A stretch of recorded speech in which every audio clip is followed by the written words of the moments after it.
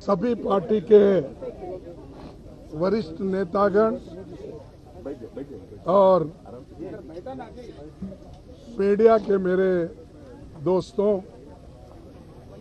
और पार्लियामेंट के सभी सदस्यों मित्रों, पहला तो मैं सभी पार्टी के नेताओं को, जो हमारे फ्लोर लीडर्स हैं लोकसभा में, राज्यसभा में और इम्पोर्टेंट लीडर्स भी जो है, उनका मैं शुक्रिया अदा करता हूं, धन्यवाद देता हूं कि उन्होंने कल जोरदार तरीके से हमारा समर्थन किया।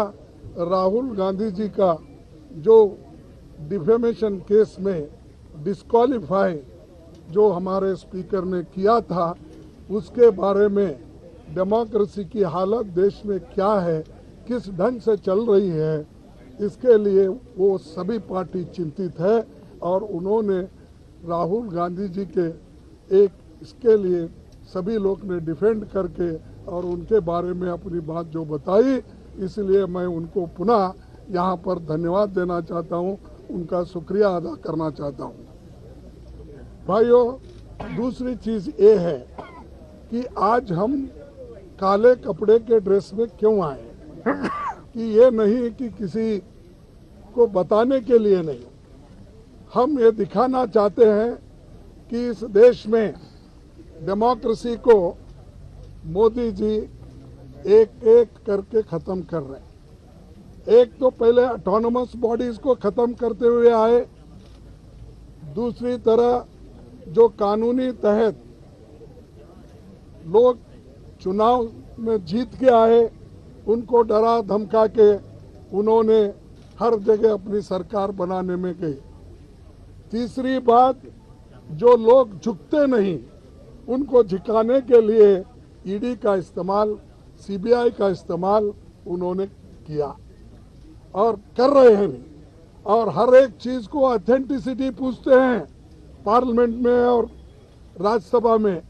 और जो ऑथेंटिक तरीके से हमने ये कहा कि देखिए, ये जेपीसी का मामला है, सभी लोग डिमांड कर रहे हैं, जो व्यक्ति अदानी जिसकी संपत्ति पहले 3000 करोड़ थी, उसके बाद उसकी संपत्ति 50,000 करोड़ बन गई, फिर उसके बाद उसकी संपत्ति 2 लाख करोड़ बन गई, लेकिन 2.5 साल में उसकी संपत्ति 12 लाख करोड़ बन गई।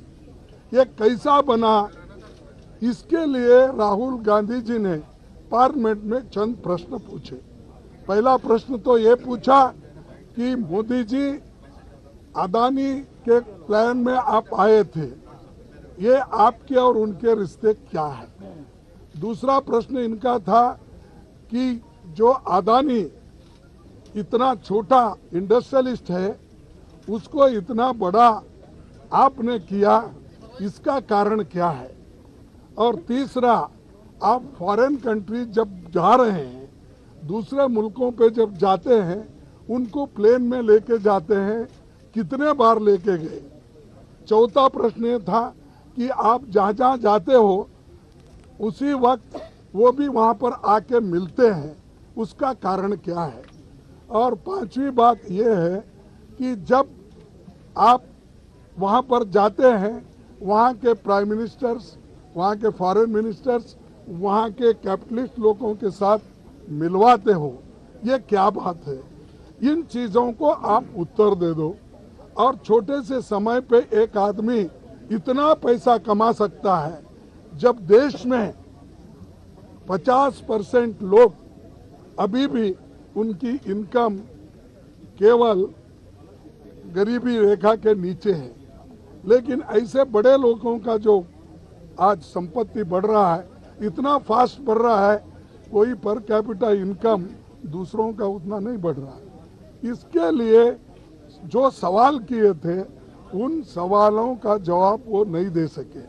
और पूरे पार्टी के नेता लोग यहाँ पर, जो जितने भी पार्टियां, हमारे 18 पार्टीज आज आए हैं, एक भी पार्टी मिस नहीं हुआ, सभी मिलके यही मुद्दा पूछ रहे कि भाई आप ज्वाइंट पार्लियामेंट्री कमेटी बिठाओ, उसमें खुल के आएगा, सत्यता बाहर आएगी, रिकॉर्ड्स देखेंगे और रिकॉर्ड्स छानबीन करने के बाद जो चीज बाहर आएगी वो सबको मालूम होगा, ट्रांसपेरेंसी होगी। और आपको ये भी मालूम होगा कि हम जो ये डिमांड कर रहे हैं, ये डिमांड क्यों कर रहे हैं, ये भी लोगों को मालूम होगा। तो ये जो चीजें हैं उनके फाइल भी जांच हो गई। और आप जेपीसी करने को क्यों डर रहे हो? आपका तो मेजॉरिटी है, 2/3 मेजॉरिटी है, बहुमत है, हम तो अल्पमत में है। और मेंबर्स जो बनेंगे ज्वाइंट पार्लियामेंट्री कमेटी के, वो तुम्हारे ज्यादा